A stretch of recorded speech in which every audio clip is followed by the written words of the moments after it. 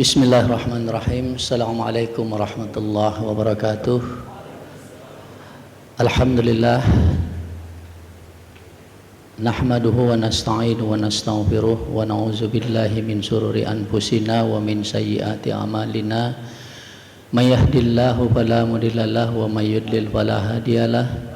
Asyhadu an la ilaha illallah wahdahu la syarikalah wa asyhadu anna Muhammadan abduhu wa rasuluh la nabiyya ba'da.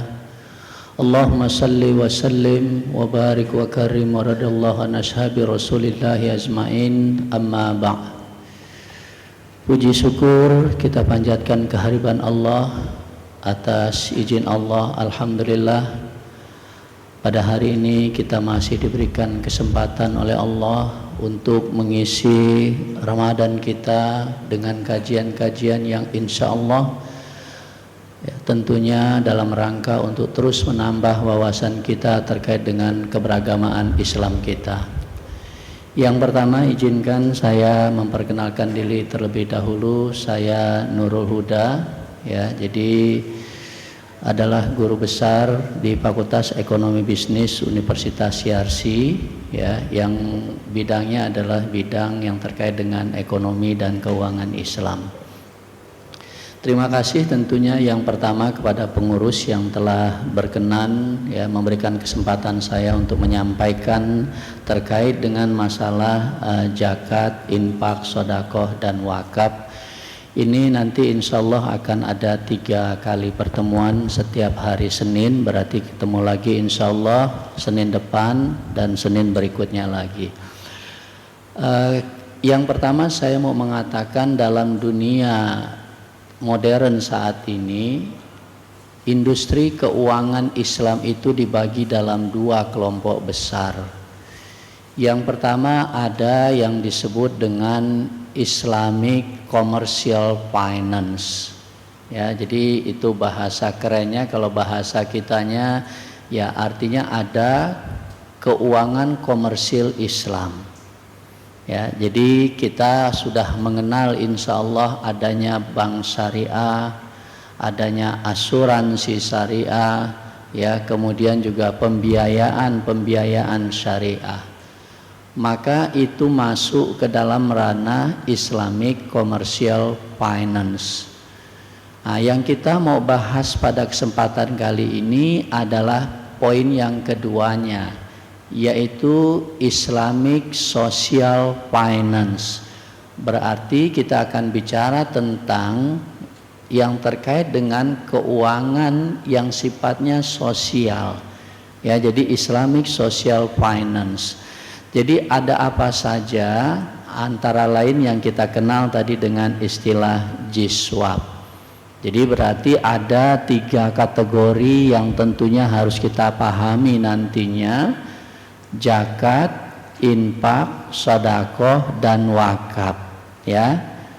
Kata sedekah nanti sebenarnya bisa kita kategorikan dalam 2 kelompok besar juga. Jadi kita akan coba lihat satu persatu tentunya. Yang pertama adalah yang terkait dengan zakat itu sendiri.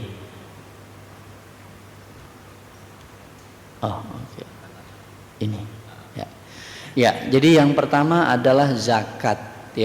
Jadi kalau bicara zakat, ini kita lagi musim di bulan Ramadan ini. Yang pertama kita lihat dari sisi pengertian terlebih dahulu. Zakat itu bisa diartikan dengan an-nama, yang artinya adalah tumbuh ataupun berkembang. Kenapa disebut dengan an-nama atau tumbuh dan berkembang?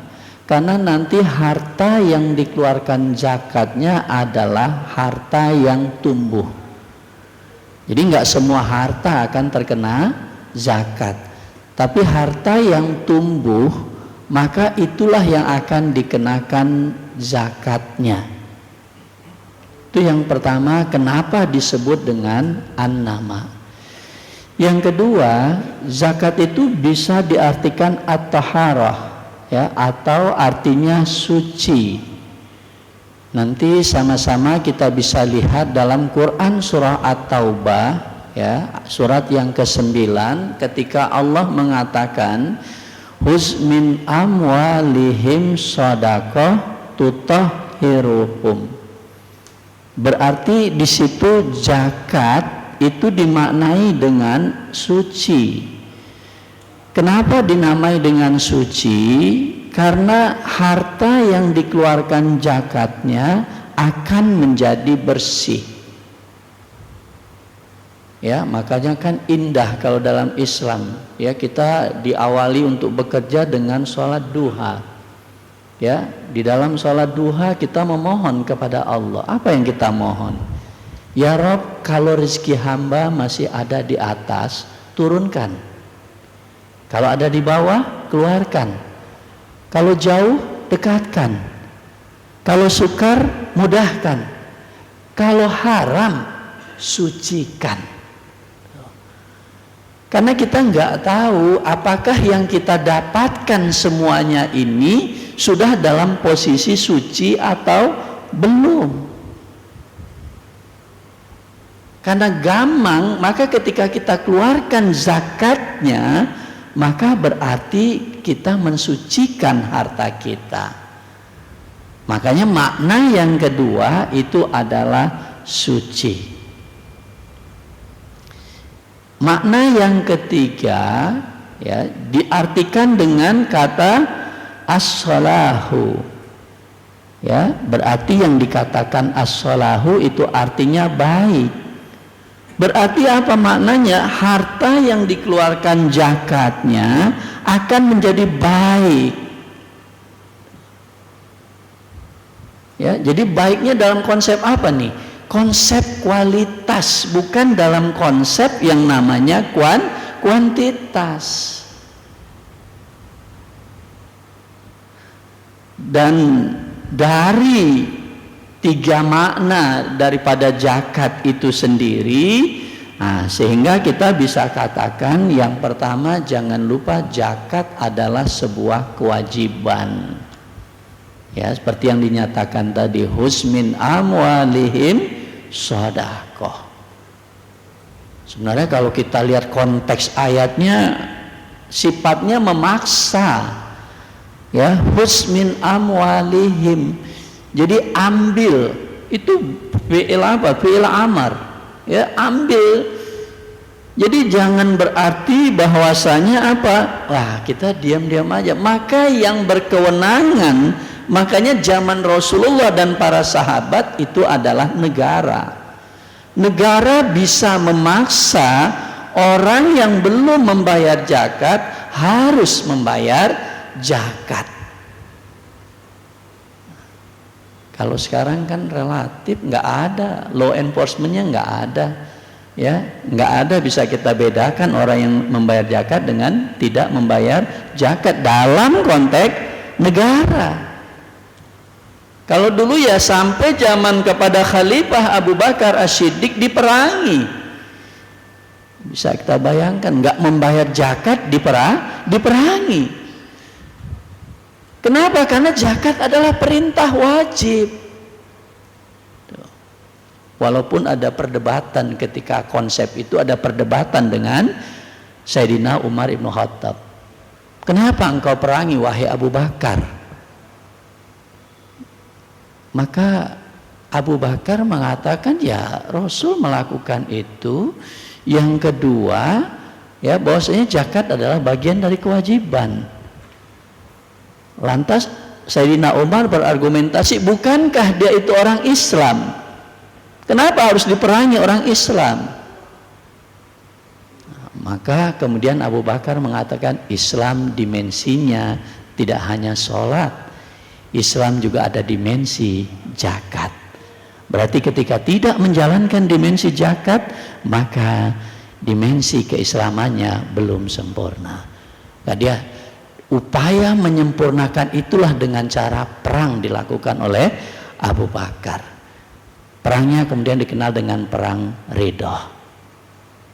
Nah, ini yang namanya zakat. Jadi kita urut aja zakat. Yang kedua apa? Yang kedua adalah infak. Ya, jadi kalau infak akar katanya nafaqah. Berarti ada 3 huruf, nun, fa, dan qaf. Yang mempunyai arti apa? Keluar. Tuh, infak tuh makanya dibilang munafik. Nah, berarti orang yang keluar dari ajaran Islam. Nifak, buat wanita nih, keluar dia ya. Nah, ada keluar. Itu yang namanya infak. Itu secara apa? Secara bahasanya. Kalau secara pengertian apa itu sebenarnya infak? Yang menyalurkan harta karena taat dan patuh kita kepada Allah. Wa anfiqu fisabilillahi wa la tulqu bi aidikum illa tahlukah. Wa ahsinu innallaha yuhibbul muhsinin. Dan belanjakanlah harta bendamu di jalan Allah. Kalau kita infak berarti membelanjakan harta kita di jalan Allah. Dan janganlah kamu menjatuhkan dirimu sendiri ke dalam kebinasaan. Dan berbuat baiklah, wa ahsinu, berbuat baiklah, innallaha yuhibbul muhsinin. Allah menyukai orang yang berbuat baik. Ini infak. Bedanya apa dengan zakat? Makanya kita kalau zakat harus sebutkan, ya, ini saya berzakat. Kenapa harus disebutkan? Karena peruntukannya sudah ditetapkan di dalam Al-Quran. Itu yang kemudian kita kenal dengan istilah asnaf zakat atau mustahik, orang yang berhak menerima zakat. Nggak boleh kalau ada kemudian ya kotak amal jalan kita zakat kita masukin. Ini saya zakat. Tahu nggak orang lain? Nggak tahu. Harus tahu orang yang menerima itu adalah zakat. Kenapa harus tahu? Karena peruntukannya udah ditentukan. Kalau infak nggak ditentukan peruntukannya. Masjid mengumpulkan infak. Mohon maaf, digunakan nanti infaknya untuk marbot, untuk operasional masjid, boleh? Boleh. Tapi kalau zakat boleh nggak? Nggak ada. Ya, innama shadaqatu lil fuqara. Ya, sedekah Allah gunakan kata di situ, tapi makna sedekahnya adalah sedekah wajibah. Wajib berarti zakat yang Allah maksud di dalam Quran surah At-Taubah tadi. Khususnya At-Taubah ayat 60. Berarti apa? Peruntukannya boleh. Jadi kalau kita masukkan tidak kita sebutkan itu zakat, pengurus nggak tahu nanti kalau itu uang zakat, bisa saja jadi salah penggunaannya. Nah, makanya hati-hati dua instrumen ini, infak dengan zakat. Ya, jadi kalau ada kita infak silahkan, itu infak. Tapi kalau zakat sampaikan itu adalah zakat. Ya, jadi dalam banyak kelompok mazhab hanya satu mazhab yang namanya mazhab Za'fariyah yang memperbolehkan zakat itu, mohon maaf, untuk pembangunan masjid. Kadang kita sayang ya kalau diminta sumbangan masjid, uang zakat aja lah kasih, ya kan? Nah, tuh. Nggak ada di dalam Al-Quran, ya, wal masajidnya nggak ada, ya. Fuqara wal masakin wal amilina wa alaiha wal mu'allafata baina qulubihim wal gharimin wa fir riqab wa fi sabilillah wa ibnis sabil. Nggak ada satupun. Semuanya wujudnya harus dalam bentuk orang. Nah, ini yang salah kaprah juga apa biasanya? Bayar zakat kepada anak yatim, boleh nggak? Kalau boleh enak, saya yatim. Ustadz Uun mungkin juga yatim. Berhak kita menerima zakat kalau boleh. Nggak boleh kepada yatim tuh nggak boleh. Nah, zaman Rasulullah ada yang namanya ghanimah, ada yang namanya fai. Nanti Quran soal Hasr, surat yang ke-59 ayat 7. Di situ jelas kalau yang namanya fai, ghanimah boleh, wal yatama wal masakin. Tuh. Kalau zakat nggak ada. Ya, tuh kasihan anak yatim, ya kan? Anak yatim, makna yatim berarti apa? Orang yang tidak punya orang tua. Saya anak yatim. Nah, ini yang sama-sama harus kita luruskan. Bukan kepada anak yatim, tapi kalau anak yatimnya itu miskin, clear ya? Jangan sebut yatimnya, tapi sebut miskinnya dia, bukan yatimnya. Nggak ada yatim nggak dapat dia nanti. Ya, itu contoh. Saya mau mengatakan apa? Zakat hati-hati, sebutkan. Bukan mau pamer, memang begitu syar'inya. Tapi kalau infak silakan. Makanya kalau di kampung biasanya mohon maaf tuh ada 4 kelopak dia jalan. Ya, ada kelompok infak, yatim, zakat. Kalau mau ditaruh kelopak infak ya. Nah, kalau nyiapin dompetnya kita harus siapin banyak itu. Nah, kalau di kampung masih begitu saya melihat. Nah, clear ya, mudah-mudahan. Jadi bedakan kalau infak ya dengan yang namanya apa? Yang namanya zakat. Ya, berikutnya sedekah. Nah, ya. Jadi sedekah katanya itu asal katanya sodako. Ya, sodako itu ya berarti bisa ya Abu Bakar As-Siddiq. Siddiq berarti apa? Orang yang sangat jujur. Ya. Jadi arti sodako itu adalah bisa diartikan dengan pemberian. Nah, ini makna yang pertama. Bisa juga sodako itu berarti adalah benar atau jujur. Sodako, orang kita bilangnya sedekah. Tuh. Nanti pasti kita bertanya lagi, kalau begitu apa bedanya lagi tuh infak dengan sedekah tadi? Ya. Jadi kalau yang pertama tadi zakat dengan infak sudah bisa kita bedakan. Ya, beda yang kedua bisa kita sebut apa? Zakat wajib, infak sunnah. Tapi kalau yang namanya sedekah dengan infak, apalagi nih bedanya? Samanya dia sama-sama sunnah ini perbuatannya.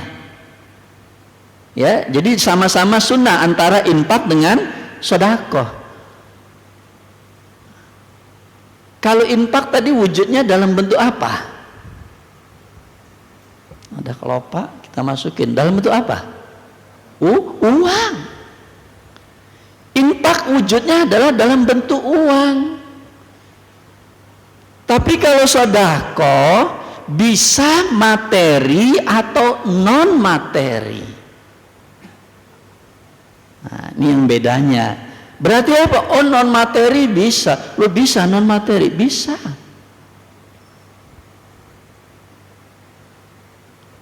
Clear ya? Kita ingat ini, saya ingatkan juga ya. Hadis riwayat Baihaqi sederhana. Senyuman itu sedekah. Senyumlah kamu karena senyum itu sedekah. Pakai uang nggak kita? Nggak pakai uang. Berarti apa? Imateri dia. Nah, kalau infak harus dalam bentuk materi. Makanya nggak usah khawatir, saya belum mampu bersedekah. Senyum aja. Ya cuma jangan sering-sering juga senyum. Beda nanti dibilang orang ya.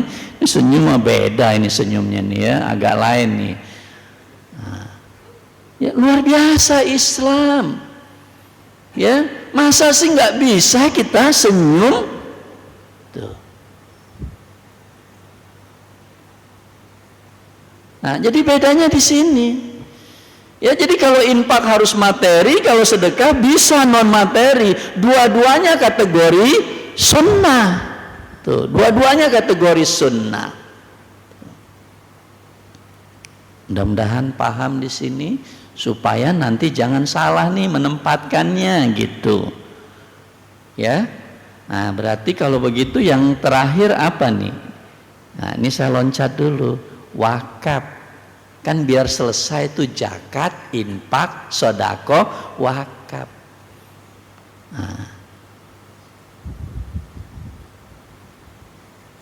Ya, jadi kalau yang namanya wakaf, ya, nah, itu bahasa Arabnya wakafa, yang artinya berhenti, menahan. Kalau di haji kita ada apa namanya? Wukuf. Wukuf artinya sama, menetap kita, ya, berhenti kita di situ. Wukuf sama, ya. Nah, cuma di sini nanti ketika bicara wakaf, ini saya harus sampaikan, ini yang paling dahsyat dibandingkan yang tadi saya sebut. Ya, kenapa paling dahsyat? Kalau zakat, infak, sedekah saya kasih sekarang, urusan selesai. Clear ya?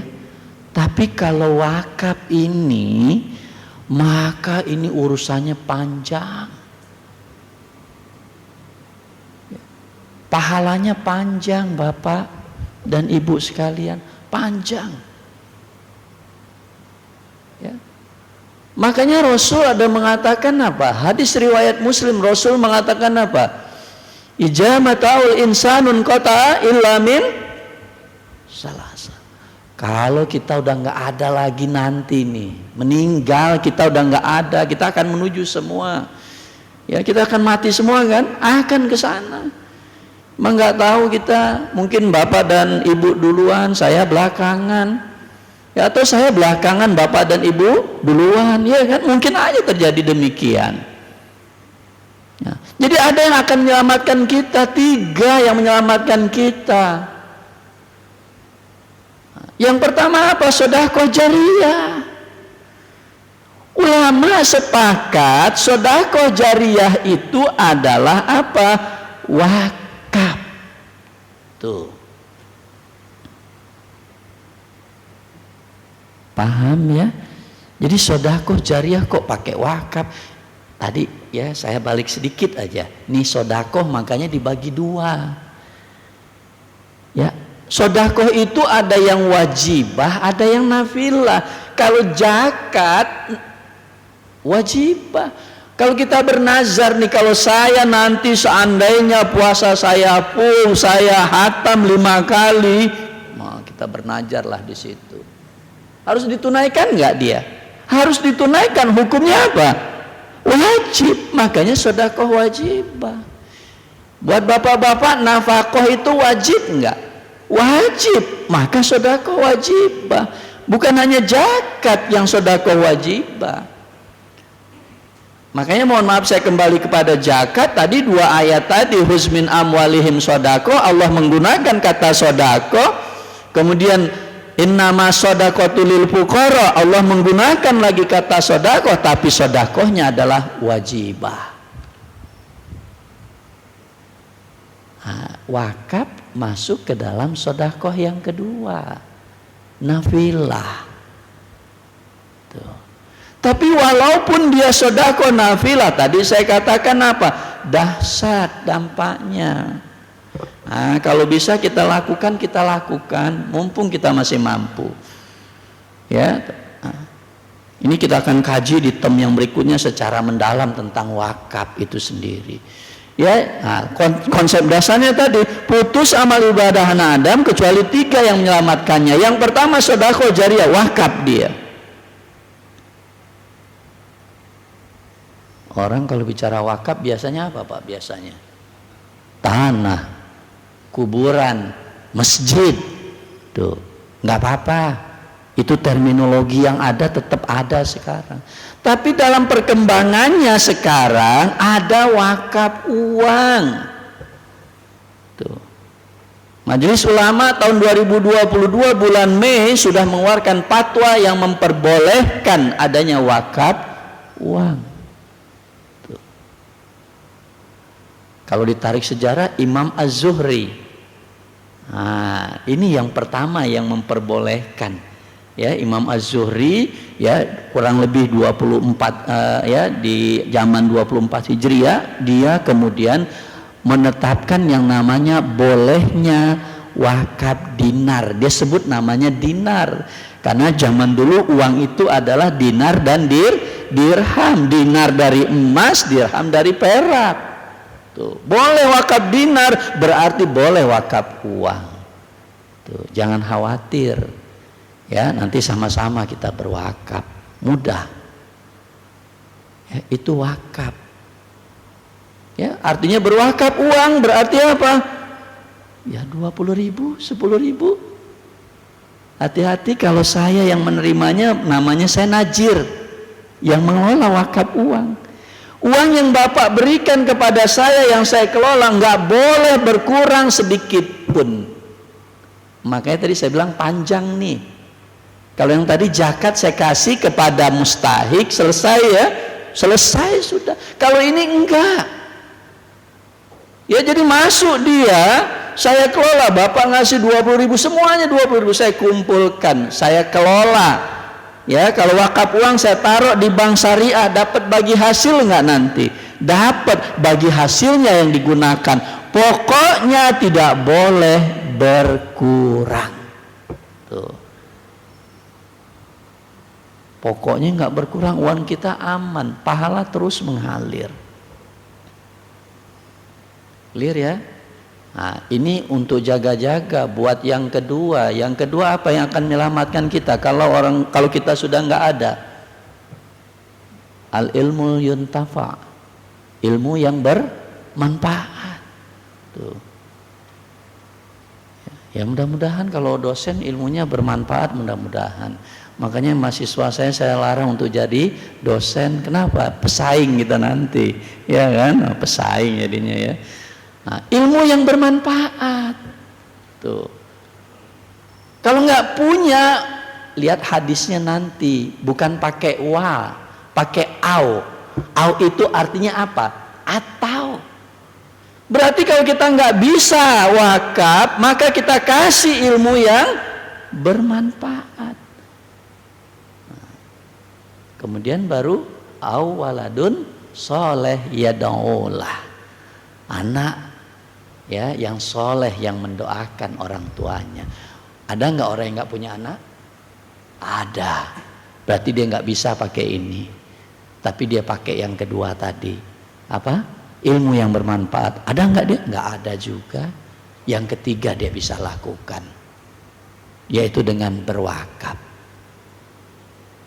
Ya, sekarang udah mudah. Nanti ya dalam kajian wakaf mendalam saya jelaskan bagaimana cara mudahnya wakaf saat ini ya dilakukan. Clear ya? Mudah-mudahan yang pertama saya harapkan sudah bisa membedakan ini infak, ini yang namanya apa? Zakat, infak, sedekah, wakaf. Hati-hati. Kalau wakaf juga harus disebutkan.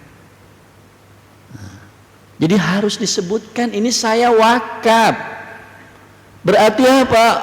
Yang nerima, yang mengelola tahu uang ini akan dikemanakan. Nggak boleh uang itu digunakan untuk operasional masjid.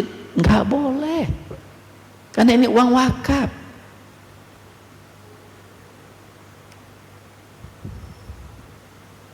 Ya, jadi pahalanya dia terus mengalir. Makanya dalam jangka panjang sifatnya. Tuh.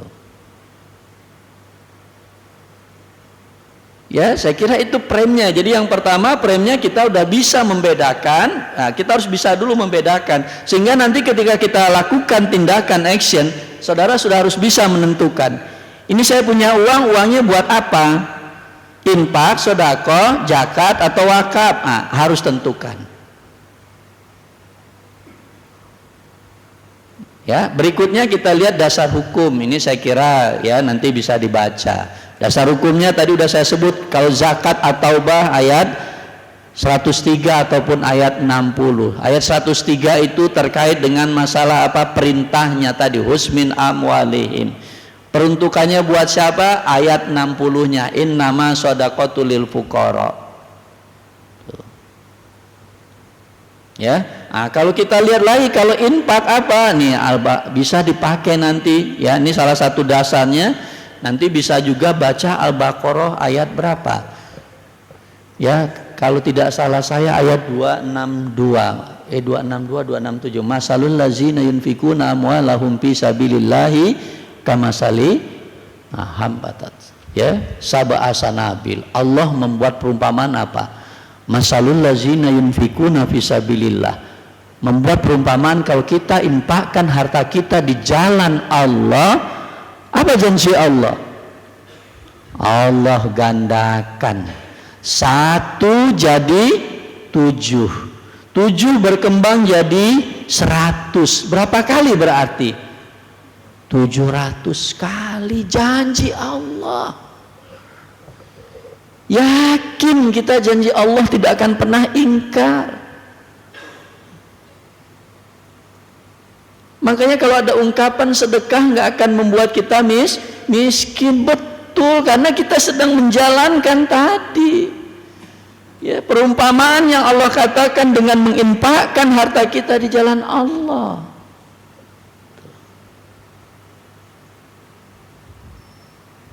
Ya. Nah, kita lihat satu ayat lagi misalnya. Ini saya lari ke di sini di apa ketika bicara wakaf ya tadi, apa salah satu dasar hukumnya? Salah satu dasar hukumnya Al-Quran surah Ali Imran ayat 92. Lan tanalul birra hatta tunfiqu mimma tuhibbun. Belum sempurna kita. Ya, kalau kita belum apa? Memberikan yang terbaik apa yang kita miliki. Tuh.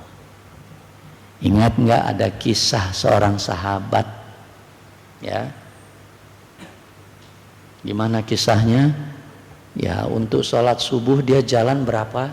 Kurang lebih sebutlah 3 jam.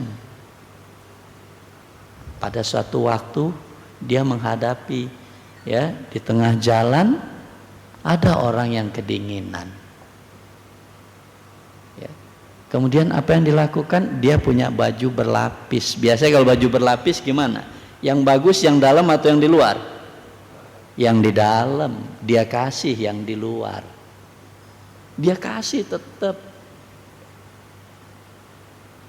ya. Makanya ketika ditanya, si fulan kemana? Rasulullah bertanya. Sahabat juga nggak tahu, maka Rasulullah memerintahkan, coba cek si fulan ini. Ternyata sudah meninggal. Istrinya menyatakan dia menyebut 3 hal. Salah satunya tadi, kenapa tidak yang lebih baik lagi?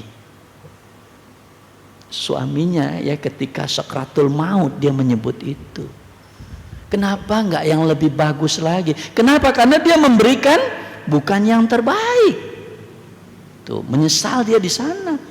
Ya, bukan berarti menyesal dia bersalah, tidak, udah benar apa yang dilakukan. Cuma menyesalnya kenapa kok benefitnya banyak loh, pahalanya dapat, saya dapatkan ini. Kenapa saya kasih yang itu tadi? Kenapa nggak yang terbaik yang saya berikan? Penyesalan. Tuh. Ya sama, lan tanalul birra hatta tunfiqu mimma tuhibbun. Apa yang kita cintai kita berikan. Itu baru dikatakan dengan kategori di dalam Quran surah Al-Imran ayat 92 tersebut. Nah, ini dasar hukumnya. Jadi nggak usah khawatir, keempat aspek yang kita bahas tadi dia sudah punya dasar hukumnya. Dasar hukumnya ada tentu semuanya di dalam Al-Quran. Nah sekarang saya sedikit masuk, kita 50 habis. Wah, habis, sorry. Oke, kalau begitu ya saya kira ya ini sebagai ini pengantar insya Allah ya, mudah-mudahan Allah izinkan kita jumpa lagi, kita lanjutkan ya lebih dalam terkait dengan zakat ya, kayak apa, jangan sampai salah juga nih ngebayarkan zakat ya, cara ngebayarnya gimana, jumlahnya berapa, itu juga perlu ilmunya tentunya ya. Nah, jadi sekali lagi saya ucapkan terima kasih ya, mudah-mudahan ada manfaatnya. Mohon maaf atas segala hilaf dan salah. Assalamualaikum warahmatullahi wabarakatuh.